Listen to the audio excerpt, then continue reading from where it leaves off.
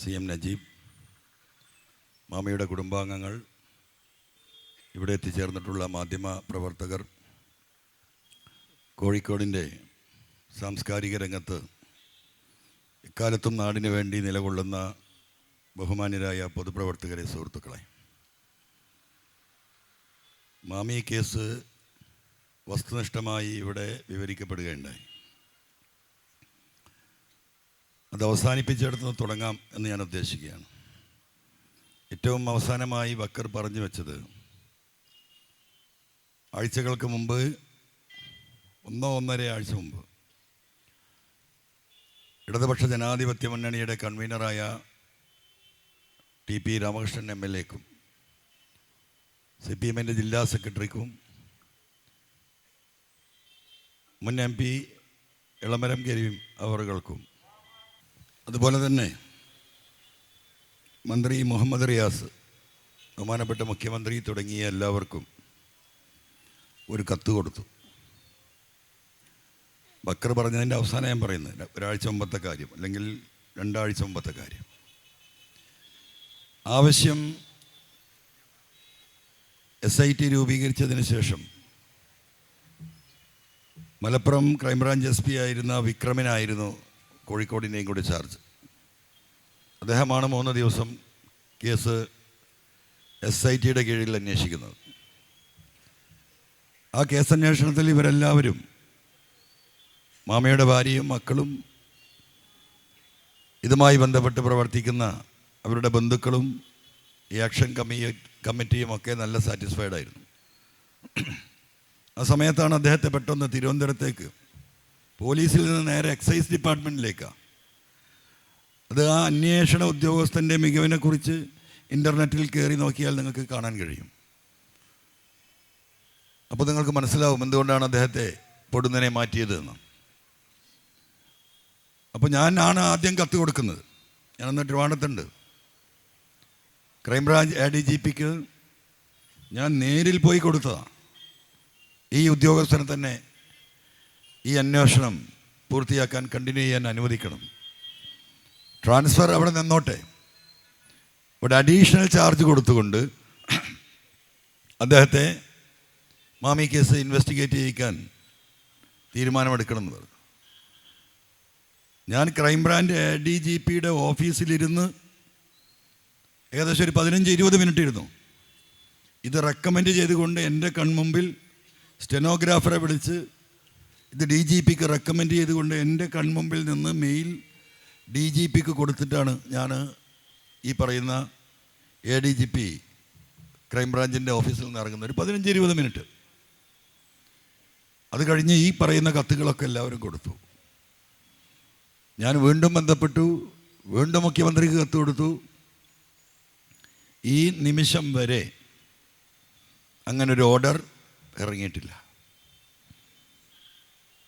ഒന്നിച്ചില്ലാനും വർഷമായി ഒരു തുമ്പുമില്ലാതെ കിടക്കുന്ന കേസിന് ഒരു തുമ്പുണ്ടാകുന്ന അവസ്ഥ വന്നപ്പോൾ ആ അന്വേഷണത്തെ 2 ദിവസം കൊണ്ട്, 2.5 ദിവസം കൊണ്ട് ഇവിടുന്ന് സ്റ്റോപ്പ് ചെയ്യുകയാണ്. ഇപ്പം ആരോ അന്വേഷിക്കുന്നുണ്ട്. ഞാൻ ഇവരോട് പറഞ്ഞു, നിങ്ങളതിന് സഹകരിക്കാൻ നിൽക്കണ്ട. ഒരു അന്വേഷണം കൊണ്ടൊരു കാര്യമില്ല. നിങ്ങളടുത്തുള്ള തെളിവുകൾ കൊടുക്കരുത് ഞാൻ പറഞ്ഞിട്ടുണ്ട്. അവർ കൊടുക്കുകയാണെങ്കിൽ കൊടുക്കട്ടെ, എല്ലാം എന്ത് ചെയ്യാൻ പറ്റും? ഒരു കാര്യമില്ല. ഈ അന്വേഷണ ടീം അന്വേഷിച്ചിട്ട് ഒരു ചുക്കും സംഭവിക്കാൻ പോകുന്നില്ല. എനിക്കറിയാത്.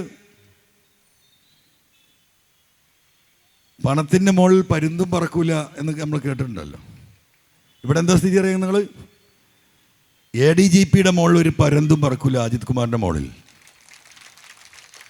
ഇതാണ് ലോകം. ഒരു മുഖ്യമന്ത്രി ഒരു ക്രിമിനലിനെ ഇങ്ങനെ കെട്ടിപ്പിടിച്ചിരിക്കുകയാണ്. കൈ പിടിച്ച് വലിച്ചാലും കാൽ പിടിച്ച് വലിച്ചാലും ആ കെട്ടുവിടാൻ തയ്യാറില്ല. എന്താ കാരണം? എനിക്കറിയില്ല. ജനങ്ങൾ പരിശോധിക്കട്ടെ. എന്താ ഈ നാട്ടിൽ നടക്കുന്നത്? ഞാൻ പഴയ കഥയ്ക്കൊന്നും കിടക്കുന്നില്ല കേട്ടോ. ഞാൻ ഷോർട്ടായി പറഞ്ഞ് അവസാനിപ്പിക്കുകയാണ്. എന്താ ഈ നാട്ടിൽ നടക്കുന്നത്? ഇപ്പോൾ ബക്കർ ഇവിടെ വിശദീകരിച്ചല്ലോ, നിങ്ങളൊക്കെ കേട്ടല്ലോ. എന്താ നിങ്ങളുടെയൊക്കെ മനസ്സിൽ തോന്നുന്നത്? നിങ്ങൾക്കൊരു ഫീലിംഗ് ഉണ്ടാവുമല്ലോ. ആ ഫീലിംഗ് തന്നെയാണ് യഥാർത്ഥത്തിൽ. പക്ഷേ ആ ഫീലിംഗ് എത്ര നേരം ഉണ്ടാകും? ഇപ്പോൾ 7:30 മണി, ഒരു 9:30 മണി വരെ ഉണ്ടാവും. കാരണം ഇവിടുന്ന് വീട്ടിൽ പോയി രാത്രി ഭക്ഷണം കഴിക്കുമ്പോൾ ഇരുന്ന് മക്കളോടോ ഭാര്യമാരോടൊന്ന് ചർച്ച ചെയ്യും. പിന്നെ നമ്മൾ സുഖമായിട്ട് കൂർക്കം വലിച്ചുറങ്ങും. അത്രയേ ഉള്ളൂ. ഇതിങ്ങനെ PV അൻവർ പറഞ്ഞ് നടന്നുകൊണ്ട് വലിയ കാര്യമൊന്നുണ്ട് എനിക്ക് തോന്നുന്നില്ല. പക്ഷെ എന്താ പറയുക, നിൽക്കാതെ പറഞ്ഞുകൊണ്ടിരിക്കുകയാണ് ഞാൻ. ഈ 1 മണിക്കൂർ ആലോചിക്കുന്നത് മനുഷ്യർ 2 മണിക്കൂറാക്കി, പിന്നെ അതൊരു 3, 4, 5 മണിക്കൂറായാൽ ഇതിനൊരു മാറ്റം വരും. ഇപ്പോൾ കോഴിക്കോട്ടുകാരെ സംബന്ധിച്ച് പ്രത്യേകിച്ചും ഇതാർക്കും സംഭവിക്കാം. ഇവിടെ അത്യാവശ്യം റിയൽ എസ്റ്റേറ്റും ഏർപ്പാടൊക്കെ നടത്തി ബിസിനസ് ചെയ്യുന്ന ഒരുപാട് ആളുകൾ ഇവിടെ ഉണ്ടല്ലോ. ഇവരൊക്കെ നിങ്ങൾ ആലോചിച്ചോ? ഇത് വലിയൊരു പ്രതിസന്ധിയിലേക്ക് നമ്മുടെ നാട് പോയിക്കൊണ്ടിരിക്കുകയാണ്. ഞാനൊരു സ്വർണ്ണക്കള്ളക്കടത്തും ഒരു റിദാൻ കേസും ഒരു മാമി കേസുമാണ് വലിയ വിഷയമായി ഇപ്പോൾ എടുത്തതെന്ന് നിങ്ങൾ വിചാരിക്കണ്ട. ഇത് വരാനിരിക്കുന്ന നമ്മുടെ നാടിൻ്റെ ഗതിവിഗതികൾ, ഇത്തരം സംഭവവികാസങ്ങൾ നിയന്ത്രിക്കപ്പെടും. ഈ കാര്യങ്ങൾ കൈവിട്ടു പോകും. പോലീസിൻ്റെ ഒരു ചെറിയ വിഭാഗമാണെങ്കിൽ പോലും ഈ ക്രിമിനൽ വൽക്കരണം ദൂരവ്യാപകമായ പ്രത്യാഘാതങ്ങൾ ഈ നാടിനുണ്ടാകും എന്ന് കണ്ടിട്ടാണ് ഇങ്ങനെ റോൾ എടുത്ത് രംഗത്തിറങ്ങേണ്ടി വന്നത്.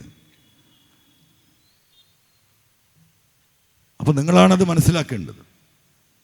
ഇന്ന് മാമി കേസിനേക്കാളും വലിയ പ്രമാദമായൊരു കേസ് ഇന്നല്ല, കുറച്ച് ദിവസമായി എൻ്റെ അടുത്ത് വന്നിട്ട് നമ്മളത് അന്വേഷിച്ചുകൊണ്ടിരിക്കുകയായിരുന്നു. അതും കൂടെ ഒന്ന് പങ്കുവച്ചിട്ട്, കാരണം നമ്മുടെ സമൂഹത്തിൻ്റെ സ്ഥിതി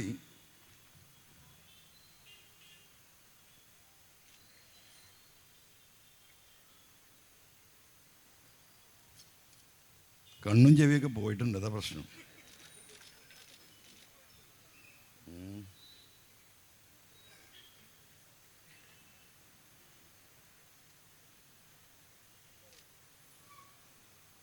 ഒരു മിനിറ്റ്.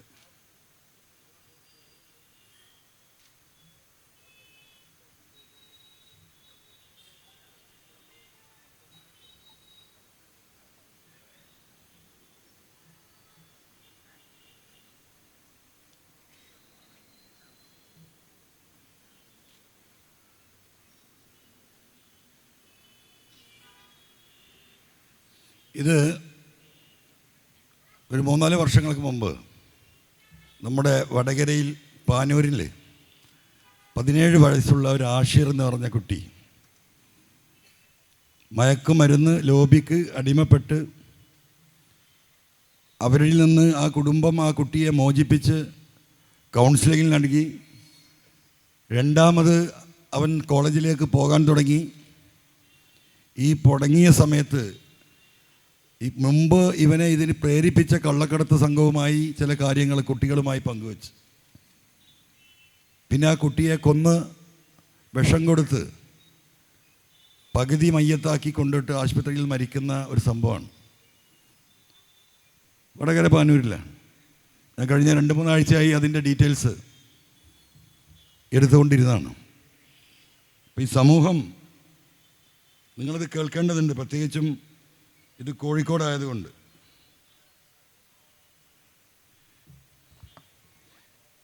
പാനൂർ പെരിങ്ങത്തൂർ അണിയാരത്തെ പയ്യമ്പലം വീട്ടിൽ അബ്ദുള്ള അഫ്സത്ത് ദമ്പതികളുടെ മകൻ മുഹമ്മദ് ആഷിർ 17 മരണപ്പെട്ടിട്ടുണ്ട്. 2 വർഷമാകുന്നു. 2017 ഡിസംബർ 22 വെള്ളിയാഴ്ച ഉച്ചയ്ക്ക് 1 മണിയോടെയാണ് തങ്ങൾ പീടികയിലെ ചായ കുടിക്കുന്ന കുട്ടികളോടൊപ്പം 2 പേരോടൊപ്പം ഇരിക്കവേ ആഷിർ കുഴഞ്ഞു വീണ് നിലയിൽ കണ്ടെത്തിയത്. വിവരമറിഞ്ഞ സ്കൂൾ അധ്യാപകൻ്റെ നേതൃത്വത്തിൽ തലശ്ശേരി ആശുപത്രിയിൽ എത്തിച്ചെങ്കിലും മരണപ്പെടുകയാണ് ഉണ്ടായത്. മരണത്തിൽ ദുരൂഹത ആരോപിച്ച് വീട്ടുകാർ പാനൂർ CIക്ക് അന്ന് പരാതി നൽകിയെങ്കിലും ഒരാളെപ്പോലും ചോദ്യം ചെയ്യാൻ തയ്യാറായില്ല എന്ന് രക്ഷിതാക്കൾ പറയുന്നു. മയക്കുമരുന്ന് ലോബിയുടെ ശക്തമായ ഇടപെടൽ മൂലമാണ് അന്വേഷണം മുടങ്ങിയതെന്ന് വീട്ടുകാർ ആരോപിക്കുന്നു. ഇനി നിങ്ങളിതിൽ അറിയേണ്ടത്, ആഷിറിൻ്റെ പിതാവ് എന്നോട് പറഞ്ഞ കാര്യങ്ങൾ ഇതേപോലെ അദ്ദേഹം അന്ന് സ്റ്റേറ്റ്മെൻറ്റ് കൊടുത്താണ്. ഒരു 5 മിനിറ്റ് നിങ്ങളൊന്ന് ക്ഷമിക്കണം.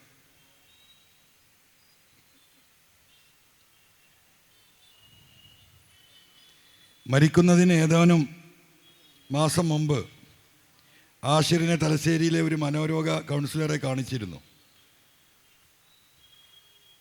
ചിലർ തന്നെ ശാരീരികമായി പീഡിപ്പിച്ചിരുന്നുവെന്ന് ആഷിർ കൗൺസിലർമാർ വെളിപ്പെടുത്തിയിരുന്നു.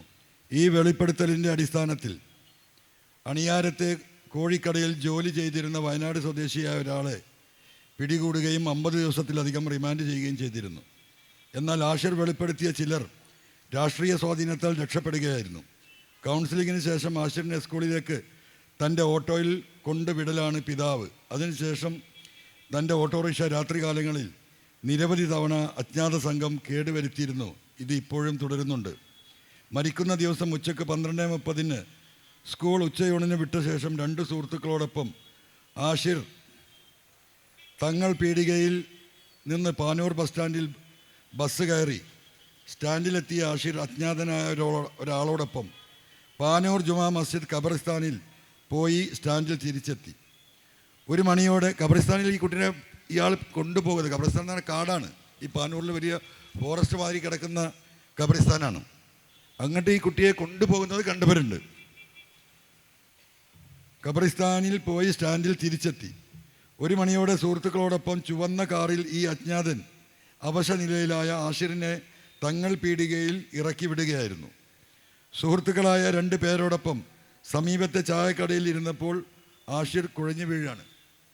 അവിടെ തിരിച്ചു വന്ന ഈ കുട്ടികളെ കൂടെ അവിടെ ജ്യൂസ് എന്താ പറയുക സോഡ കുടിക്കാൻ വേണ്ടി ഇരിക്കുന്നിടത്തു നിന്നാണ് ഈ കുട്ടി കുഴഞ്ഞു വീഴുന്നത്. ഈ പള്ളി ഖബർസ്ഥാനിൽ നിന്ന് മടങ്ങി വന്നതിന് ശേഷം ഈ അജ്ഞാതമായ ഒരു വ്യക്തി ഒരു ചുവന്ന കാറിൽ കൊണ്ടുവിടുന്നത് ഈ കുട്ടികൾ കണ്ടിട്ടുണ്ട്, ഇവൻ്റെ സഹപാഠികൾ. സജീവ MSF പ്രവർത്തകനായ ആഷിറിൻ്റെ മരണത്തിന് ശേഷം പ്രദേശത്തെ 2 യുവാക്കൾ നാട്ടിൽ നിന്നും അപ്രത്യക്ഷമായിട്ടുണ്ട്. പോസ്റ്റ്മോർട്ടം റിപ്പോർട്ടിൽ മരണകാരണം ഹൃദയസ്തംഭനമാണെന്ന് പറയുന്നുണ്ടെങ്കിലും മൃതദേഹം പ്രാഥമിക പരിശോധന നടത്തിയ ഡോക്ടർ കിഡ്നി, കരൾ, ആമാശയം, പാൻക്രിയാസിസ് എന്നിവയിൽ രക്തം കട്ട പിടിച്ചതായും ഇതിൽ അസ്വാഭാവികമുള്ളതായും കണ്ടിട്ടുണ്ട്. എന്ന് പറഞ്ഞാൽ ഈ കുട്ടിക്ക് വിഷം കൊടുത്തു എന്നാണ് ആ പോസ്റ്റ്മോർട്ടം റിപ്പോർട്ട് ക്ലിയറായി പറയുന്നത്. ഒറ്റയടിക്ക് സെക്കൻഡിൽ മരിക്കുന്ന വിഷമല്ല, മണിക്കൂറുകൾ കൊണ്ട് മരിക്കുന്ന വിഷമായിരിക്കാം കൊടുത്തിട്ടുണ്ടാവുക. പാനൂർ ബസ് സ്റ്റാൻഡ് സമീപത്തെ ഖബറിസ്ഥാനിലേക്ക് ആഷിറിനെ കൂട്ടിക്കൊണ്ടുപോയ ആൾ അന്നേ ദിവസം കൂടെ ഉണ്ടായിരുന്ന 2 സഹപാഠികൾക്കും ആഷിറിനും ഉച്ചഭക്ഷണം വാങ്ങി നൽകിയപ്പോൾ 2 സഹപാഠികൾക്കും ആഷിറിനും ഭക്ഷണം വാങ്ങി നൽകിയപ്പോൾ ഉച്ചയ്ക്ക് തിരികെ കാറിൽ തങ്ങൾ പീടികയിൽ ആഷിറിനെയും സഹപാഠികളെയും ഇറക്കിയ ആൾ എന്നിവർ ആഷിറിൻ്റെ മരണവുമായി ബന്ധപ്പെട്ട അന്വേഷണ പരിധിയിൽ വരുത്താൻ പോലീസ് തയ്യാറായിട്ട്. ഇതൊന്നും പോലീസ് അന്വേഷിച്ചിട്ട് പോലുമില്ല. നാട്ടിൽ കല്യാണത്തിനോ മറ്റോ ക്ഷണിക്കപ്പെടുന്ന ചടങ്ങുകൾക്ക് പോയാൽ ചിലർ അകലം പാലിക്കുന്നതായും, അതായത് പിന്നെ വാപ്പ പറയണം, അയാൾക്ക് നാട്ടിലിറങ്ങി നടക്കാൻ വയ്യ. ഇങ്ങനെ ഈ പറയുന്ന കേസിൽ പ്രതിയായിട്ടുള്ള ഒരു മകൻ്റെ പിതാവെന്ന നിലക്ക് നാട്ടിൽ ബഹിഷ്കരണം ഉണ്ടായി. അപ്പം ഞാൻ ആ കേസും അതിൻ്റെ ഡീറ്റെയിൽസും ഒക്കെ പരിശോധിച്ച് നോക്കുമ്പോൾ വളരെ പരിതാപകരമാണ്. ഈ മാമി കേസിൻ്റെ മറ്റൊരു രൂപം, എടവണ്ണ റിദാൻ വധക്കേസിൻ്റെ മറ്റൊരു രൂപം, ഇതൊക്കെ ഞാൻ പറയുന്ന ഈ ചക്രത്തിൻ്റെ ഉള്ളിലാണ്. ഇത് നമ്മൾ ഡീറ്റെയിലായി പഠിച്ചിട്ടൊരു പുനരന്വേഷണത്തിനുള്ള നിയമപരമായ പോരാട്ടത്തിലേക്ക് പോവുകയാണ്. ഈ നാട്ടിൽ ജീവിക്കാൻ കഴിയും എന്ന് നിങ്ങൾ വിചാരിക്കണ്ട. നിങ്ങളെ വിചാരം നമ്മളൊരു കുറ്റം ചെയ്യണില്ലല്ലോ, ഞാൻ വളരെ സുഖമായി ജീവിക്കല്ലേ, നമ്മൾ നിയമം നടപ്പിലാക്കി നിയമത്തിന് വിധേയമായി ജീവിക്കുന്നു എന്നൊക്കെ നിങ്ങൾ വിചാരിച്ചിട്ട് ഒരു കാര്യമില്ല. ഇപ്പോൾ ഈ MDMA കേസുമായി ബന്ധപ്പെട്ട് നമ്മൾ പരിശോധിച്ച് നോക്കുമ്പോൾ 100-ലേറെ ചെറുപ്പക്കാരാണ് കള്ളക്കേസിൽ കുടുക്കിയിരിക്കുന്നത്. ഒരു ബന്ധവുമില്ല. ഒന്ന് മണത്ത് നോക്കുന്ന ബന്ധമെങ്കിലും വേണ്ടേ? പോലീസിലെ ഒരു സംഘമാണ് ഈ കച്ചവടം നടത്തുന്നത്. ഇവരാണ് സാധനം കൊണ്ടുവരുന്നത്, ഇവരാണ് ഏജന്റുമാരെ ഏൽപ്പിക്കുന്നത്, ഇതിൻ്റെ പണം മുടക്കുന്നതും ലാഭമെടുക്കുന്നതും അവർ. എന്നിട്ട് കേസ് വേണം സുജിത് ദാസിന്. അതിനെന്താ പണി? നിരപരാധികളായ ആളുകളെ, ചെറുപ്പക്കാരെ കൊടുക്കുക. 1 ഗ്രാം 2 ഗ്രാം നിയമത്തിന് വിധേയമായി 1 കൊല്ലമോ 1.5 കൊല്ലമോ ശിക്ഷ കിട്ടുന്നതിൽ കൊടുക്കുക. അങ്ങനെ സർക്കാരിൻ്റെ മുമ്പിൽ, ജനങ്ങളുടെ മുമ്പിൽ, പൊതുസമൂഹത്തിൻ്റെ മുമ്പിൽ സുജിത്താസ് IPS ഏറ്റവും കൂടുതൽ സ്വർണം പിടിച്ചവൻ, ഏറ്റവും കൂടുതൽ MDMA കേസ് പിടിച്ചവൻ. രാഷ്ട്രപതിയുടെ അവാർഡല്ല, യുണൈറ്റഡ് നേഷൻസിൻ്റെ അവാർഡ് കൊടുക്കേണ്ടവൻ അവന് എന്നാണ് എൻ്റെ അഭിപ്രായം. അത്ര ബുദ്ധിയാ. അപ്പോൾ അവിടെയാണ് വിഷയം. ഇതെല്ലാം നടക്കുന്നത് ഈ മലബാറിൽ, പ്രത്യേകിച്ച് മലപ്പുറം ജില്ലയിൽ. ഇന്നെന്താണ് ബഹുമാനപ്പെട്ട മുഖ്യമന്ത്രി പറഞ്ഞത്? എൻ്റെ കയ്യിലുള്ളത് ഹിന്ദു ന്യൂസ് പേപ്പറാണ്, നിങ്ങളെല്ലാവരും കണ്ടിട്ടുണ്ടാവും. ഇതാണ്, എന്താണ് headline? CPIM has always stridently opposed RSS and Hindutva forces in Kerala. അദ്ദേഹം പറയാണ് CPM ആണ് ഈ ഹിന്ദുത്വ ഫോഴ്സസിനെ ഇവിടെ ഏറ്റവും കൂടുതൽ ശക്തമായി നേരിട്ടിട്ടുള്ളത്. ഞാനത് പറയാനല്ല, അതിലൊരു വാസ്തവമുണ്ട്, അതിൽ തർക്കമില്ല. പക്ഷേ ഇപ്പോഴത്തെ സ്ഥിതി എന്ത്? അവിടെയാണ് പ്രശ്നം. ഇതിൽ അദ്ദേഹം പറഞ്ഞു വരുന്നത് മലപ്പുറം ജില്ല സംസ്ഥാനത്തെ ഏറ്റവും വലിയ ക്രിമിനൽ സംഘത്തിൻ്റെ കേന്ദ്രം. ആരോടാ പറയുന്നത്? ഹിന്ദു ന്യൂസ് പേപ്പറിനോട്. എന്താ മാതൃഭൂമി, മനോരമയും കേരളത്തിലെ മറ്റു പത്രങ്ങളോട് പറയാത്തത്? ചോദ്യമുണ്ടാകും. ഈ വാർത്ത എങ്ങോട്ടാണ് പോകുന്നത്? നേരെ ഡൽഹിയിലേക്ക്. സദുദ്ദേശമാണോ ദുരുദ്ദേശമാണോ? ഇതിൽ പറയുന്ന കണക്കുകൾ മലപ്പുറം ജില്ലയിൽ നിന്ന് 150ഓളം സ്വർണ്ണ കേസുകൾ പിടിച്ചു. എങ്ങനെയാണ് മലപ്പുറം ജില്ലയിൽ നിന്ന് പിടിച്ചത്? ഈ എയർപോർട്ട് നിൽക്കുന്നത് എവിടെയാ? മലപ്പുറം ജില്ലയിൽ. ആ എയർപോർട്ടിൻ്റെ മുറ്റത്തിട്ട് പിടിച്ചാൽ ഈ കേസ് എവിടെയാണ് FIR ഇടുക? മലപ്പുറം ജില്ലയിൽ. അപ്പം ഈ നാടാകെ പോകേണ്ട സ്വർണം കരിപ്പൂരിൽ ഇറങ്ങി തമിഴ്നാട്ടിലും കർണാടകയിലേക്കും ഒക്കെ പോകാമല്ലോ, മറ്റു ജില്ലകളിലേക്ക് പോകാമല്ലോ, അവിടെയൊക്കെ ഈ കള്ളക്കടത്ത് സംഘങ്ങൾ ഉണ്ടാകാമല്ലോ. പക്ഷേ പിടിക്കുന്ന എവിടെയാണ്? അപ്പം അദ്ദേഹം എന്താ പറയേണ്ടത്? ആ പിടിക്കപ്പെട്ടവൻ്റെ പാസ്പോർട്ട് വെരിഫൈ ചെയ്ത് അവൻ ഏത് ജില്ലക്കാരനാണെന്ന് നോക്കണം. ആ ജില്ലക്കാരനാണ് ഇതിൽ പ്രതി. ഇതാർക്കാ അറിയാത്തത്? എന്താ അദ്ദേഹം ചെയ്യുന്നത്? അടിച്ചേൽപ്പിക്കുക ഒരു സമുദായത്തെ. ഞാൻ സമുദായം പറയാൻ വന്നതല്ല ഇവിടെ. പക്ഷെ ഈ പോക്കുണ്ടല്ലോ, വളരെ അപകടകരമായ പോക്കാ. ഇത് ശരിയായ രീതിയിലുള്ള പോക്കല്ല. ഇതാണ് ഇവിടെ ചോദ്യം ചെയ്യപ്പെടുന്നത്. ഇപ്പം ആഷിർ എന്ന കുട്ടിയുടെ കാര്യം ഞാനിവിടെ വായിച്ചു. മാമിയുടെ കഥ നിങ്ങളുടെ മുന്നിൽ. എടവണ്ണ എൻ്റെ വീടിൻ്റെ 2 കിലോമീറ്റർ അപ്പുറത്താണ് റിദാൻ ബാസിൽ കേസ്. ഈ SIT അന്വേഷിക്കുകയാണ്. ഞാൻ കൊടുത്ത പരാതിയുടെ അടിസ്ഥാനത്തിൽ സ്വകാര്യമായ അന്വേഷണം നടക്കുന്നുണ്ട്. പക്ഷേ 4 ദിവസം മുമ്പ് എടവണ്ണ പോലീസ് ക്രൈമാണ് റിദാൻ ബാസിൽ കേസിൽ. തുടക്കം മുതലേ ഞാൻ പറഞ്ഞു, ഈ റിദാൻ ബാസിൽ മരണപ്പെട്ടത് കേസിൽ ബുക്ക് ചെയ്യപ്പെട്ട ഷാൻ, ആ ഷാനുമായി അവരുടെ കുടുംബങ്ങളുമായി നിരന്തരമായി 2-3 ദിവസം ഞാൻ സംസാരിച്ചു. ഒരുപാട് ക്രോസ് ക്വസ്റ്റ്യൻസ് നടത്തി. ഒരു കോമൺ സെൻസ് ഉള്ള ഒരു മനുഷ്യന് മനസ്സിലാകുന്ന വിധം കാര്യങ്ങൾ ഗ്രാസ്പ് ചെയ്തെടുക്കാൻ നമുക്ക് സാധിക്കും. മരിച്ച റിദാൻ ബാസിലിൻ്റെ കുടുംബവും ഭാര്യയുമായി സംസാരിച്ചു. അവരും വലിയ സംശയത്തിലാണ്. എന്താ സംശയം? ഈ റിദാൻ ബാസിലും മരിച്ച റിദാനും ഷാനും തമ്മിൽ നല്ല സൗഹൃദ ബന്ധമായിരുന്നു. ഒരു അഭിപ്രായ വ്യത്യാസമില്ല. അങ്ങനെ ഒരു കൊല ചെയ്യത്തക്ക രീതിയിലോ അല്ലെങ്കിൽ അഭിപ്രായ വ്യത്യാസമോ ഇല്ല എന്ന് ഈ മരിച്ച റിദാൻ ബാസിലിൻ്റെ ഭാര്യ കുടുംബവും പറയാം.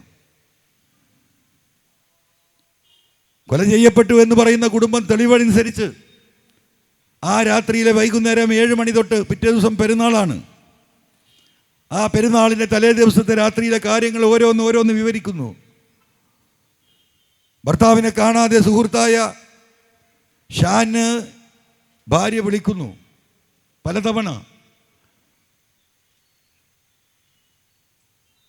അപ്പോൾ എങ്ങനെ നമ്മൾ കണക്കൂട്ടി നോക്കിയാലും ഒരാൾക്കും അത് ഉൾക്കൊള്ളാൻ കഴിയില്ല. ഒന്ന്. രണ്ടാമത്തെ കാര്യം, പോലീസ് ആകെ ശ്രമിച്ചത് ഈ കുട്ടി മരിച്ച റിദാൻ ബാസിലിൻ്റെ ഭാര്യ ഹിബയും കൊലയാളി എന്ന് പറയുന്ന ഷാനും തമ്മിൽ അവിഹിത ബന്ധമുണ്ടായിരുന്നു എന്ന് തെളിയിക്കാനാണ് പോലീസ് ശ്രമിച്ചത്. ആ അവിഹിത ബന്ധത്തിൻ്റെ ഭാഗമായി കാമുകന് ഹിബയെ കിട്ടാൻ ഭർത്താവായ റിദാൻ ബാസിലിനെ കൊന്നു എന്നുള്ള ഒരു സ്റ്റോറിയിലേക്കാണ് പോലീസ് ആദ്യം പോകാൻ ശ്രമിച്ചത്. രണ്ട് കുടുംബങ്ങളും അതിനെ റെസിസ്റ്റ് ചെയ്തു. ഹിബയുടെ കുടുംബവും റിദാൻ ബാസിലിൻ്റെ കുടുംബവും ഒരിക്കലും അത് സംഭവമില്ല എന്ന് പറഞ്ഞു.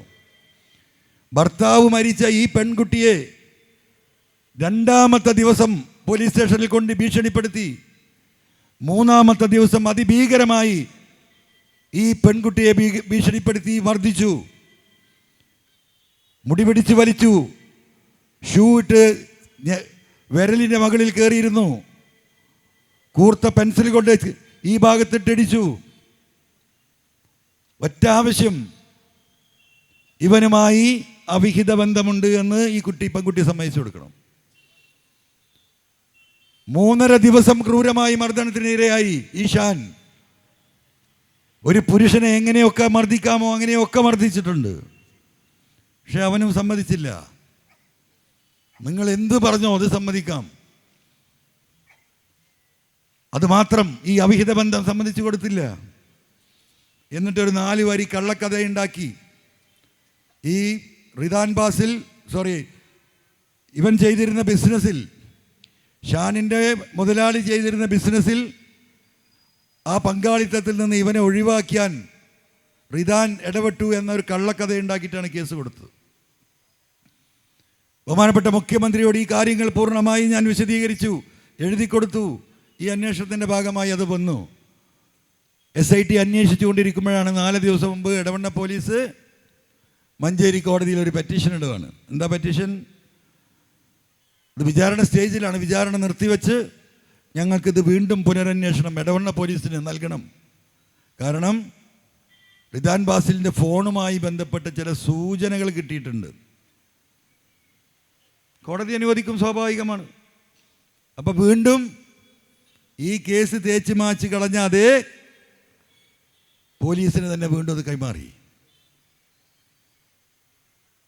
ഈ സ്ഥിതിയാണുള്ളത്. ഇത് പറഞ്ഞാൽ എന്തായി? ഇപ്പം PV അൻവറായി എല്ലാ കള്ളത്തരവും. ഇപ്പം ബക്കർ പറഞ്ഞു കേട്ടില്ലേ ഏതൊരു അൻവറിൻ്റെ കാര്യം? അപ്പം നിങ്ങൾ നോക്കണം, ഈ രീതിയിലാണ് കാര്യങ്ങൾ നടന്നു പോകുന്നത്. ഇതിനെതിരെ പ്രതികരിക്കാൻ കോഴിക്കോടിൻ്റെ സമൂഹം താഴെ ഇറങ്ങി വരേണ്ടതുണ്ട്. പ്രതികരണശേഷി നഷ്ടപ്പെട്ടിരിക്കുന്നു. എല്ലാവർക്കും സ്വന്തം കാര്യമാണ്. ഇത് സാമൂതിരിയുടെയും കുഞ്ഞാലി മരക്കാടിൻ്റെയും നാടാണ്. മറന്നു പോകരുത് കോഴിക്കോട്ടുകാർ. ഇപ്പം മനാഫ് അർജുൻ നമ്മൾ കണ്ടില്ലേ? എങ്ങനെയാണ് നമ്മൾ ആ സ്റ്റോറി അല്ലെങ്കിൽ ആ സംഭവങ്ങൾ നമുക്ക് വിവരിക്കാൻ കഴിയുമോ? അതാണ് മതസൗഹാർദ്ദം. ആ മതസൗഹാർദ്ദത്തിൻ്റെ കടക്കൽ കത്തിവെക്കാൻ RSSുമായി ചേർന്ന്, രാജ്യത്തെ ഭീകരവാദികളുമായി ചേർന്ന് ഒരു സമൂഹത്തെയാകെ അപരവൽക്കരിക്കാൻ ശ്രമം നടത്തുന്നു. ആരാ നേതൃത്വം? കേരളത്തിൻ്റെ ബഹുമാന്യായ മുഖ്യമന്ത്രി. വിശ്വസിക്കാൻ കഴിയുമോ? ഇന്ന് രാവിലെ പത്രക്കാർ എന്നോട് ചോദിച്ചു, ഏക സിവിൽ കോഡും പൗരത്വ ഭേദഗതിയുമായി ബന്ധപ്പെട്ട വിഷയത്തിൽ ഇടതുപക്ഷ ജനാധിപത്യ മുന്നണി എടുത്ത നിലപാട് അതും ആത്മാർത്ഥതയില്ലാത്തതായിരുന്നോ എന്നൊരു ചോദ്യം. എൻ്റെ ഉത്തരം ആത്മാർത്ഥപരമായിരുന്നു എന്നാണ്. ഞാൻ ഇപ്പോഴും അങ്ങനെ തന്നെയാണ് വിശ്വസിക്കുന്നത്. ഈ കാര്യങ്ങൾ ഈ രീതിയിൽ മാറി മറിയുന്നത് കഴിഞ്ഞ 1.5 വർഷക്കാലത്തിനിടക്കാണ്. അതാണ് പാർട്ടി അന്വേഷിക്കേണ്ടത്. പാർട്ടി അത് അന്വേഷിച്ച് കണ്ടെത്തണം. PV അൻവറിനെ ഈ കള്ളക്കടത്ത് സംഘത്തിൻ്റെ സപ്പോർട്ടറായി മാറി ആ PV അൻവറാണ് ഇതിന് പിന്നിലെന്ന് ഇവിടെ മുഖ്യമന്ത്രിയും പാർട്ടി സഖാക്കളും നാടായ നാട് മുഴുവൻ, ഗ്രാമങ്ങളായ ഗ്രാമങ്ങൾ മുഴുവൻ നിങ്ങൾ പറഞ്ഞു നടന്നിട്ട് നിങ്ങൾ വിജയിക്കാൻ പോകുന്നില്ല. ഞാൻ ഈ വിഷയം ഏറ്റെടുക്കുന്ന ഈ നാട്ടിലെ സാധാരണക്കാർക്ക് വേണ്ടിയാണ്. ഈ പോലീസിങ്ങിൻ്റെ ഭാഗമായി കേരളം ഈ ഗവൺമെൻറ്റിനെ വെറുക്കുന്നു, ഈ പാർട്ടിയെ വെറുക്കുന്നു, ഇടതുപക്ഷ ജനാധിപത്യ മുന്നണിയെ വെറുക്കുന്നു. ജനങ്ങളുമായി ബന്ധപ്പെട്ട് പ്രവർത്തിക്കുന്ന എല്ലാവരെയും ഈ പോലീസിൻ്റെ ഇമ്മോറൽ ആക്ടിവിറ്റീസ്, ഇല്ലീഗൽ ആക്ടിവിറ്റീസ്, മനുഷ്യത്വരഹിതമായ പെരുമാറ്റം, ഈ പാർട്ടിയോടും ഈ മുന്നണിയോടും ഉണ്ടായിരുന്ന അടുപ്പം ഇല്ലാണ്ടാക്കിയിരിക്കുന്നു. രാവിലെ 7 മണിക്ക് കോഴിക്കോട്ട് അങ്ങാടിയിലേക്ക് ഒരു ഓട്ടോറിക്ഷയുമായി ഇറങ്ങുന്ന ഒരു ഓട്ടോറിക്ഷ തൊഴിലാളി ജീവിതത്തിൻ്റെ രണ്ടറ്റം മുട്ടിക്കാൻ വേണ്ടി രാവിലെ ഉദിക്കുന്ന വെയില് വൈകുന്നേരം പടിഞ്ഞാറ് അസ്തമിക്കുന്നത് വരെ ആ വെയിലിൻ്റെ ചൂടേറ്റ് ഈ വഴിയോരങ്ങളിൽ ഒരു യാത്രക്കാരനെ കാത്തിരിക്കുന്ന ലക്ഷക്കണക്കിന് ഓട്ടോറിക്ഷ തൊഴിലാളികൾ നമ്മുടെ നാട്ടിലുണ്ട്. വൈകുന്നേരം വരെ ഓടിയാൽ എന്താ കിട്ടുക? 10, 200, 300 ബാക്കിയാവും. ഡീസലും ചെലവും ടാക്സും. വണ്ടി മറ്റൊരുത്തൻ്റെതാണെങ്കിൽ അവൻ്റെ വാടകയും കഴിഞ്ഞാൽ കിട്ടാവുന്ന ഈ 300-400 രൂപയാണ്. കഴിഞ്ഞ 1.5-2 വർഷമായിട്ട് എത്രയാ ഫൈന്? പ്രിയപ്പെട്ട ഓട്ടോറിക്ഷ തൊഴിലാളികൾ ഇവിടെ ഉണ്ടാവുമല്ലോ. എത്രയാ ഫൈൻ? 1000, 2000, 5000. 3 കുട്ടികൾ ബൈക്കിൽ പോയാൽ 3 ആളെ പേരിലും ഫൈന്. ഇത് ഏത് IPC, ഏത് CRPC ഏത് ചോദിച്ചാൽ ഒരാൾക്കും അറിയില്ല. കേസൊക്കെ പോലീസ് സ്വയം നിർവചിക്കപ്പെടുന്നു. CRPCയും IPCയും ഒന്നും പരിഗണിക്കേണ്ടതില്ല, തോന്നിവാസം നടത്തുന്നു. ജനങ്ങളെതിരാകാതിരിക്കുവോ? ഇവിടെ നമ്മുടെ നാട്ടിലെ തൊഴിലാളികളൊക്കെ അത്യാവശ്യം ബൈക്കുണ്ട്. 2-3 ആള് ചേർന്ന് 2000, 3000, 5000 കൂട്ടി ഒരു 10,000-10,000 സ്വരൂപിച്ച് ഫൈനാൻസ് എടുത്തൊരു ബൈക്ക് എടുത്ത് 3 പേരാണ് രാവിലെ ജോലിക്ക് പോവുക. വേറെ മാർഗമല്ല, ഉൾപ്രദേശങ്ങളിൽ നിന്ന് വരുന്നതാണ്. രാവിലെ ബസ് കാത്തു നിന്ന് തൊഴിൽ തുടങ്ങേണ്ട 8 മണിക്ക് ടൗണിലെത്താൻ കഴിയില്ല. ഈ രാവിലെ ഈ 3 പേരും വരുമ്പോൾ വഴിയിൽ പിടിച്ചു നിർത്തുന്നു. 1000, 2000, 3000 ഫൈന്. എങ്ങനെ താങ്ങും ഈ ജനത? എന്നാൽ അത് ചോദിക്കാൻ ആർക്കെങ്കിലും അവകാശമുണ്ടോ? ചോദിക്കാൻ ചെല്ലുന്ന സഖാക്കളുടെ പൊതുപ്രവർത്തകരെ അപമാനിച്ചിറക്കി വിടുന്നു കേരളത്തിലെ പോലീസ്. ഈ അന്വേഷണവുമായി കൊടുത്ത പരാതിയുടെ അടിസ്ഥാനത്തിൽ സുജിത് ദാസിനെ സസ്പെൻഡ് ചെയ്തു. ജില്ലാ പോലീസ് സൂപ്രണ്ടായിരുന്ന ശശിധരനെ സ്ഥലം മാറ്റി. 8ഓളം DYSPമാർക്ക് ട്രാൻസ്ഫർ ഓർഡർ വന്നു. എനിക്കതിലങ്ങാണ്ട് ആറാടിപ്പോയാൽ പോരായിരുന്നോ? പക്ഷേ എൻ്റെ തലയിൽ ഒരു സാധനം ഇങ്ങനെ വർക്ക് ചെയ്യാണ്. എന്തോ ഒരു കള്ളത്തരം എവിടെയോ നടക്കുന്നു. ഈ ആളുകളെ മുഴുവൻ മാറ്റിയിട്ടും എൻ്റെ മനസ്സിലേക്ക് ഒരു സന്തോഷവും കടന്നു വന്നില്ല. പിന്നെ ഞാൻ നോക്കുന്നത് കേസിൻ്റെ അന്വേഷണം എങ്ങനെ പോകുന്നു എന്നാണ്. ആ നോട്ടത്തിൽ ഞാൻ കണ്ടെത്തുന്നു സത്യസന്ധമായിട്ടൊരു അന്വേഷണവും ഞാൻ രേഖാമൂലം നൽകിയിട്ടുള്ള പരാതികളിൽ നടക്കുന്നില്ല എന്ന് എനിക്ക് ബോധ്യപ്പെടുകയാണ്. വളഞ്ഞ വഴിയിലാണ് അന്വേഷണം നടക്കുന്നത്. എന്തുകൊണ്ട് ഇങ്ങനെ എന്നതായി പിന്നീടുള്ള ചോദ്യം. അപ്പോൾ എന്നെ ഒന്ന് സമാധാനിപ്പിക്കാൻ, സന്തോഷിപ്പിക്കാൻ ചെയ്തൊരിടപാടായി ഞാനിത് കാണുകയാണ്. സുജിത് ദാസിൻ്റെ സസ്പെൻഷനും SP-യുടെ മാറ്റവും മറ്റുദ്യോഗസ്ഥരുടെ മാറ്റവും പുതിയ SP-യെ വെക്കണമെന്നുള്ള തിരുവനന്തപുരത്ത് നിന്ന് എനിക്കുള്ള വിളിയും. ഞാൻ പറഞ്ഞു എൻ്റെ അടുത്ത് പേരൊന്നുമില്ല, ആരെ വെച്ചാലും എനിക്ക് കുഴപ്പമില്ല. എന്തോ അങ്ങനെ തോന്നിപ്പോയി. ഒരു 4 SP-മാരെ പേര് എനിക്ക് കൊടുക്കാൻ എനിക്ക് അറിവില്ലാത്തതുകൊണ്ടോ ബന്ധമില്ലാത്തതുകൊണ്ടല്ല, അങ്ങനെ തോന്നി. ഞാൻ പറഞ്ഞു എനിക്ക് വേണ്ട, നിങ്ങൾ നോക്കി ചെയ്യും, നല്ലതാരാ നോക്കി ചെയ്യുന്നു. അപ്പം ഞാൻ ഈ ലഹരിയിൽ അങ്ങ് പോകുമ്പോൾ ഈ അന്വേഷണമൊക്കെ ഒന്നിങ്ങനെ തണുപ്പിച്ച് പിന്നീട് ഈ പഞ്ചായത്ത് ഇലക്ഷനൊക്കെ വരികയാണ്. MLA ഇത്രയൊക്കെ ആയില്ലേ, നമുക്ക് ബാക്കി പിന്നെ നോക്കാം എന്ന് പറഞ്ഞ് എന്നെ സമാധാനിപ്പിക്കാമെന്ന് കരുതിയവർ അവരുടെ കണക്കൂട്ടലുകൾ തെറ്റുകയാണ്. കാരണം കേരളത്തിലെ 3.5 കോടി ജനങ്ങൾ പറ്റിക്കപ്പെടുന്നു എന്ന് എനിക്ക് മനസ്സിലാകുകയാണ്. ഞാൻ ശക്തമായി മുന്നോട്ട് പോകാൻ തീരുമാനിച്ചു. അനവധി പത്രസമ്മേളനങ്ങൾ നടത്തി തെളിവുകൾ പുറത്തുവിട്ടു. ഞാൻ എൻ്റെ 2 കാലും കൈയും പിടിച്ച് വലിക്കാൻ നിരവധിയായ ഉത്തരവാദിത്തപ്പെട്ട പരിശ്രമം നടത്തി. 1 ഇഞ്ച് ഞാൻ വിട്ടുകൊടുത്തില്ല. വലിയ വലിയ ഓഫറുകൾ വന്നു. പോയി പണി നോക്കാൻ പറഞ്ഞു ഞാൻ. ഇതൊക്കെയായി അവസാനം എവിടെയോ ഒരു പന്തികേട്. അങ്ങനെയാണ് ബഹുമാനപ്പെട്ട മുഖ്യമന്ത്രി നടത്തുന്ന അവസാനത്തെ പത്രസമ്മേളനത്തിൻ്റെ 11 മണിക്ക് എന്ന് പറഞ്ഞപ്പോൾ 9 മണിക്ക് ഞാനൊരു ഡോക്യുമെൻ്റ് പുറത്തുവിടുന്നത്. എന്താ ഡോക്യുമെൻ്റ്? കവടിയാറിൽ ADGP അജിത് കുമാർ ഉണ്ടാക്കിയ കെട്ടിടത്തിൻ്റെ എല്ലാ ഡോക്യുമെൻറ്റും, കോടികളുടെ ഇൻവെസ്റ്റ്മെൻറ്റ് പോലീസിന് ഞാൻ കൈമാറിയിട്ടുണ്ട്. അതിനുശേഷം എൻ്റെ കയ്യിൽ വരുന്ന ഡോക്യുമെൻ്റാണ് 33,80,000 രൂപയ്ക്ക് ഒരു ഫ്ലാറ്റ് വാങ്ങുന്നു. കോഴിക്കോട്ടുകാർ കേൾക്കണം. ആ ഫ്ലാറ്റ് 10 ദിവസം കഴിഞ്ഞ്, 10ാമത്തെ ദിവസം, 10 ദിവസം കഴിഞ്ഞിട്ടില്ല, 10ാമത്തെ ദിവസം 65 ലക്ഷം രൂപയ്ക്ക് വിൽക്കുന്നു. രണ്ടും ക്യാഷ് ട്രാൻസാക്ഷൻ. ഒഫീഷ്യൽ ഒരു ഒറ്റ പൈസ ഇല്ല. 33,80,000 മറ്റോ വിൽക്കുന്നു. Received the amount, paid the amount by cash. 65 ലക്ഷത്തിന് വെക്കുന്നു. Received the amount by cash. നടക്കുമോ? ഈ ഇരിക്കുന്ന ആർക്കെങ്കിലും അങ്ങനെ ഒരു രജിസ്ട്രേഷൻ ചെയ്യാൻ പറ്റുമോ? ഏറ്റവും ചുരുങ്ങിയത് ഒരു 10,000 രൂപയെങ്കിലും ആ ഫ്ലാറ്റിന് വില കാണിക്കണ്ടേ? White amount. ഒരു 25 ലക്ഷമില്ലാതെ ചെയ്യാൻ പറ്റുമോ?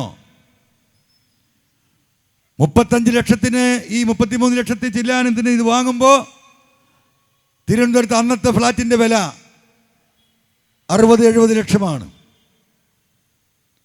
ഏകദേശം വിറ്റിരിക്കുന്നത് അതേ പൈസനാണ്, വാങ്ങിയിരിക്കുന്നത് പകുതി പൈസക്ക്. രണ്ടും ബ്ലാക്ക് മണി. DGPയുടെ മേശപ്പുറത്തുണ്ട് ആ പേപ്പർ. ആ ഒരൊറ്റ പേപ്പർ മതി ഈ അജിത് കുമാറിനെ സസ്പെൻഡ് ചെയ്യാൻ.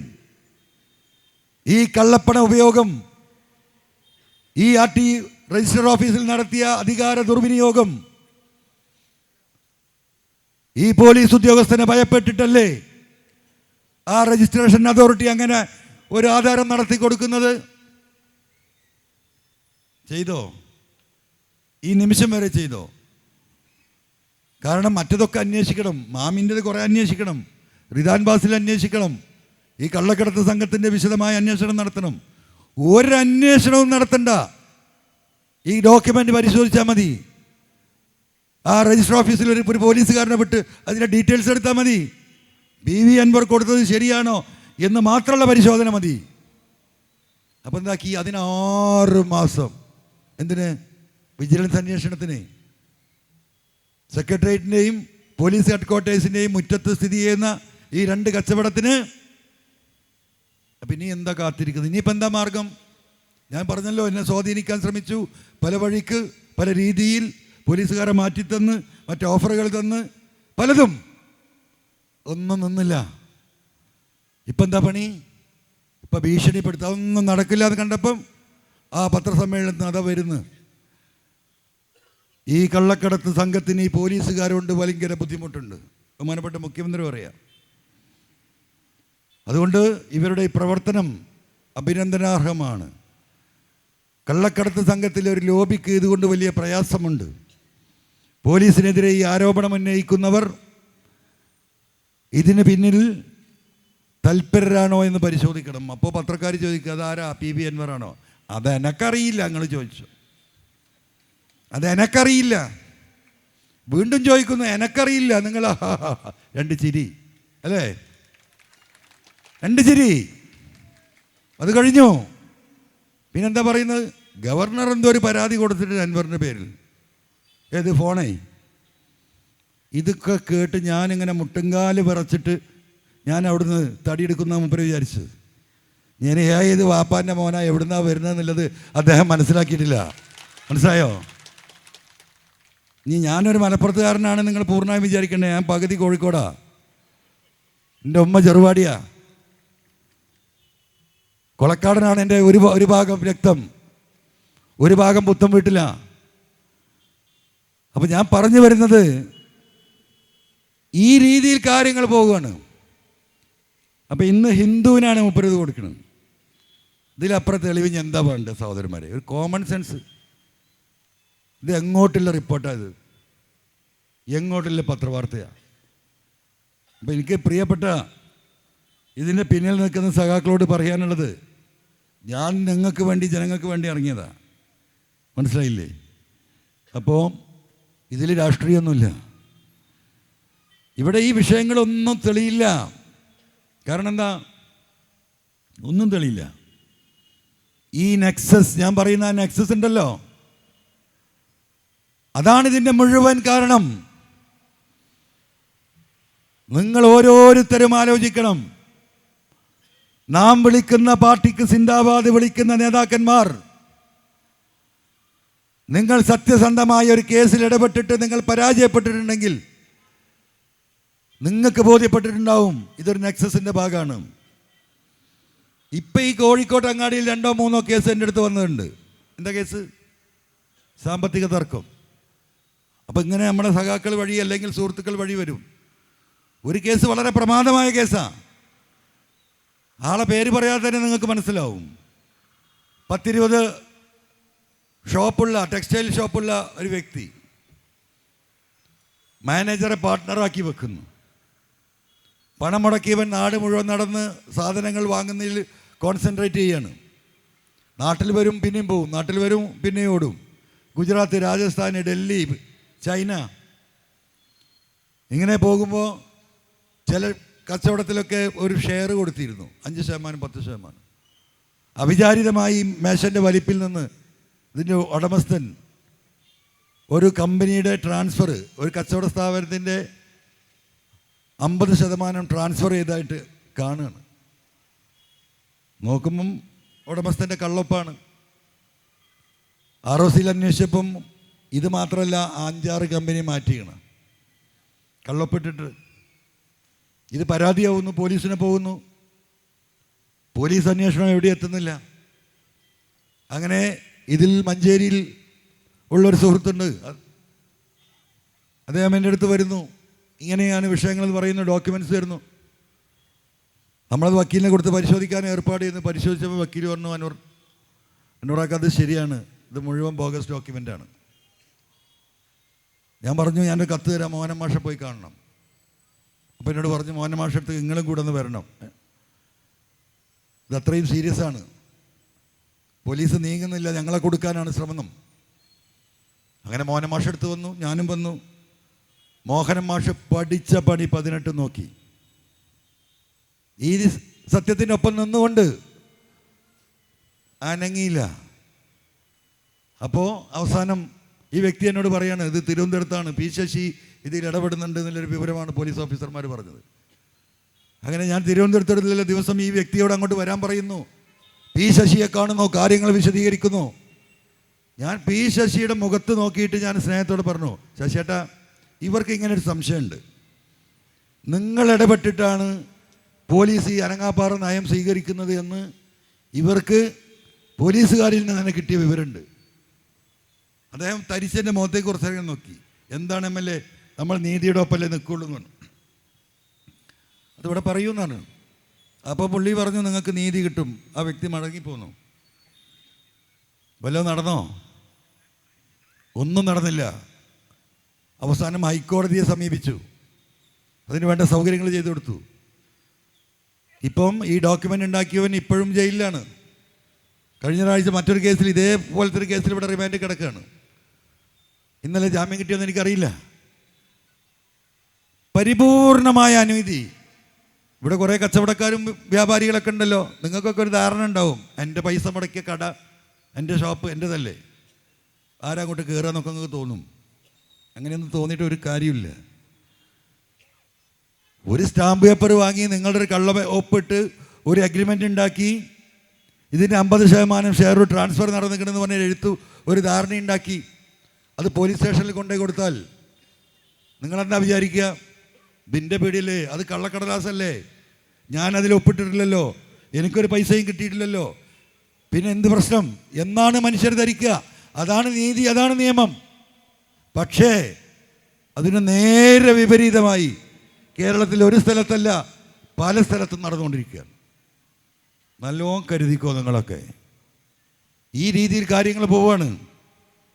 പൂരം കലക്കിക്കാൻ അതിന് സംവിധാനമുണ്ടാക്കി കൊടുത്ത് കേരളത്തിലെ ജനങ്ങൾ മാറ്റി നിർക്കുന്ന വർഗീയതക്ക് കടന്നു വരാൻ വഴിയൊരുക്കി കൊടുത്തു. ആര്? ഇതിനാരാ ഉത്തരം പറയേണ്ടത്?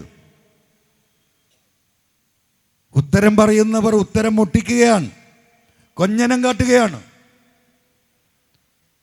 ഈ രീതി തുടർന്നാൽ ഈ നാട് എവിടെ എത്തും? നമുക്കൊരു എതിരാളി അവനൊരു ഫാസിസ്റ്റാണ് എന്ന് മനസ്സിലാക്കിയാൽ നമുക്കത് മനസ്സിലാക്കിക്കൊണ്ട് നമുക്ക് ഇവിടെ നിൽക്കാം. നമ്മുടെ രക്ഷകനെന്ന് കരുതുന്നവൻ നമ്മളോടൊപ്പം നിൽക്കുമ്പോൾ വീടിനകത്ത് ഒരു പൊട്ടക്കിണർ കുഴിച്ചു വെച്ചിട്ടുണ്ടെങ്കിൽ ആരും വീണുപോകും. അതാണ് അവസ്ഥ. ആ അവസ്ഥാവിശേഷമാണ് ഈ കഴിഞ്ഞ 3-4 വർഷമായിട്ടുള്ളത്, 1.5 വർഷമായിട്ടുള്ളത്. ആ ദുരന്തമാണ് ഈ മാമി കേസും അനുഭവിക്കുന്നത്. അപ്പോൾ ഏറ്റവും ചുരുങ്ങിയത് ഈ മാമി കേസിൽ ഈ കുടുംബം ആവശ്യപ്പെട്ട ആ കേസ് അന്വേഷിച്ച വിക്രം ആ ഉദ്യോഗസ്ഥന് അഡീഷണൽ ചാർജ് കൊടുത്തുകൊണ്ട് ഈ കേസ് അന്വേഷിക്കണമെന്ന ആവശ്യത്തിൽ 1 ഇഞ്ച് പുറകോട്ട് പോകാൻ ആക്ഷൻ കമ്മിറ്റിക്കോ കുടുംബത്തിനോ ഈ നാട്ടുകാർക്കോ സാധിക്കില്ല.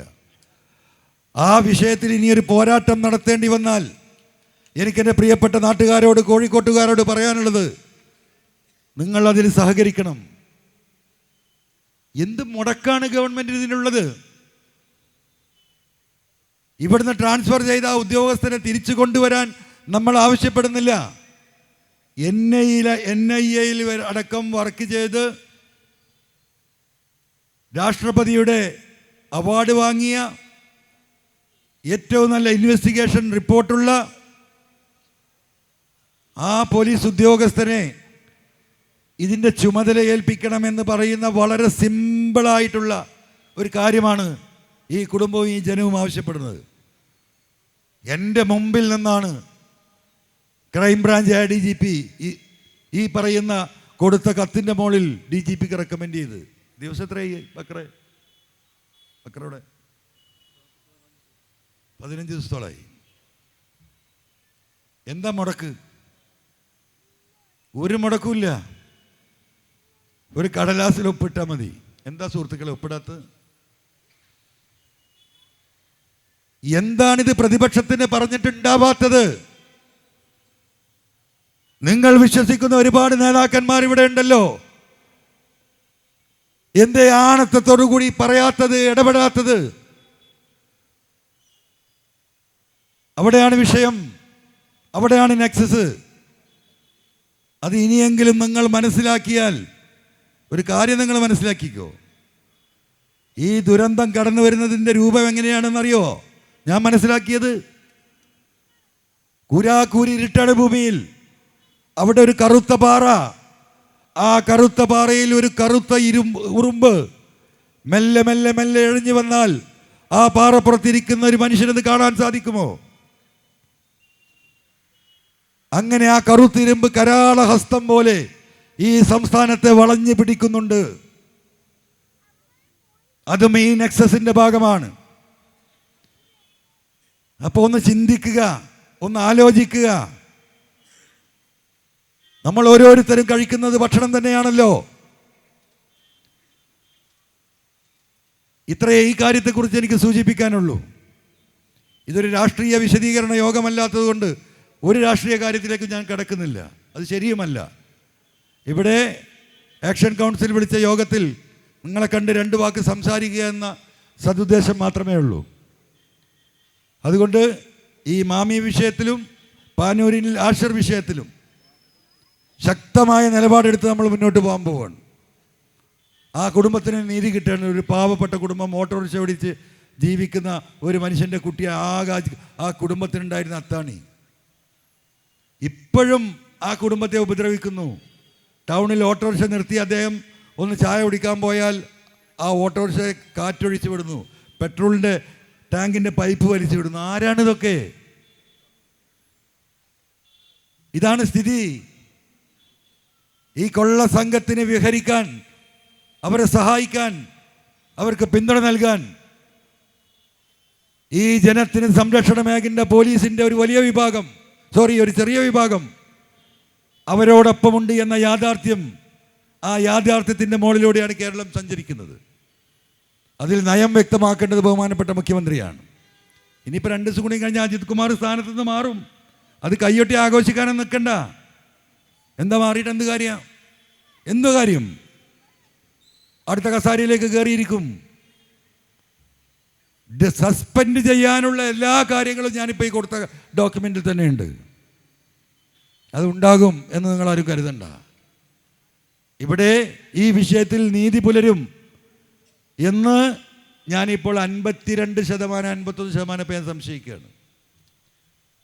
ജനങ്ങൾ അതിശക്തമായ പോരാട്ടത്തിന് ഇറങ്ങിയില്ലെങ്കിൽ സത്യസന്ധരായ പോലീസ് ഉദ്യോഗസ്ഥരുടെ കൈകളിലേക്ക് ഒരു ഫയലും എത്തൂല.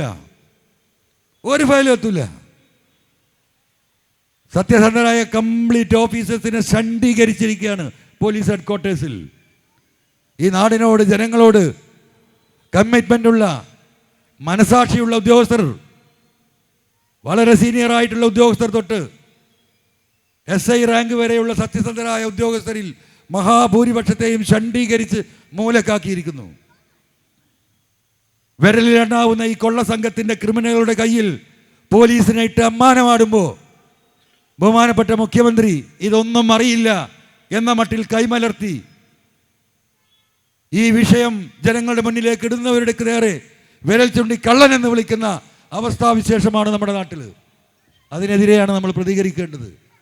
ആ പ്രതികരണത്തിൽ ഈ നാടിൻ്റെ, ഈ കോഴിക്കോടിൻ്റെ എല്ലാവിധ ജാതി മത രാഷ്ട്രീയ വ്യത്യാസമില്ലാത്ത ജനങ്ങളുടെയും ആത്മാർത്ഥമായ പിന്തുണ ആ പോരാട്ടത്തിനുണ്ടാകണമെന്ന് സ്നേഹപൂർവ്വം അഭ്യർത്ഥിച്ചുകൊണ്ട് ഇവിടെ 2 വാക്ക് സംസാരിക്കാൻ വഴി തന്ന പറഞ്ഞു വെച്ചാൽ, പല സ്ഥലങ്ങളിലും നമ്മുടെ ഈ പരിപാടി നടക്കുന്ന സ്ഥലങ്ങളിലൊക്കെ കറണ്ട് കട്ട് ചെയ്യുന്നുണ്ട്, അങ്ങനെ ഇങ്ങനെ അതൊക്കെ ഉണ്ടാവും. ഇതൊക്കെ പറഞ്ഞാൽ ഞാൻ പറയുന്നില്ല, പോട്ടെ. അപ്പോൾ അത് അവസാനിപ്പിക്കുകയാണ്. അപ്പോൾ വിഷയം ഇതാണ്. അപ്പോൾ നിങ്ങളെല്ലാവരും കാണുന്ന, ഞാൻ പറഞ്ഞില്ലേ, വളരെ മൈന്യൂട്ടായ പോലീസ് ചെറിയ ശതമാനമാണ്. ഇവിടെയൊക്കെ ഒരുപാട് സാധുക്കൾ കാക്കിയിട്ട് നിൽക്കുന്നുണ്ട്. കാണുന്ന പോലീസുകാരോടൊന്നും നിങ്ങൾ ദയവായി അങ്ങനെ ചിന്തിക്കുക പോലും ചെയ്യരുത്. ഒരുപാട് പോലീസുകാർ നമുക്കറിയാം, വളരെ ചെറിയൊരു ശതമാനം അവരാണ് ക്രിമിനലുകൾ, അവരാണ് ഇതിൻ്റെ പിന്നിൽ. ആ ഒരു കണ്ണ് വെച്ച് ആ പൊതുസമൂഹത്തെ കാക്കിയണഞ്ഞവരെ നിങ്ങൾ കാണരുത്. ഈ നാടിൻ്റെ എല്ലാ ഘട്ടങ്ങളിലും, എല്ലാ ദുരന്തങ്ങളിലും, എല്ലാ നിപ്പയിലും, എല്ലാ കൊറോണയിലും ഈ ജനങ്ങളോടൊപ്പം നിന്നവരാണ് കേരളത്തിലെ പോലീസ്. നിങ്ങളത് മനസ്സിലാക്കണം. ആ പോലീസും കേരളത്തിൽ തന്നെയാണ്. ഇന്ത്യക്ക് മാതൃകയായിട്ടുള്ള പോലീസും കേരളത്തിൽ തന്നെയാണ്. ലോകത്തിന് മാതൃകയായിട്ടുള്ള പോലീസും കേരളത്തിൽ തന്നെയാണ്. ഈ പറയുന്ന 2, 3, 5% വരുന്ന ഈ ക്രിമിനലുകളാണ് ഈ സമൂഹത്തെ മനുഷ്യർക്ക് വെറുക്കപ്പെട്ട വിഭാഗമാക്കി മാറ്റുന്നത്. അതുകൂടി നിങ്ങൾ ദയവായി തിരിച്ചറിയണമെന്ന് സ്നേഹപൂർവ്വം ഓർമ്മപ്പെടുത്തി ഞാൻ നിർത്തുന്നു. നന്ദി, നമസ്കാരം.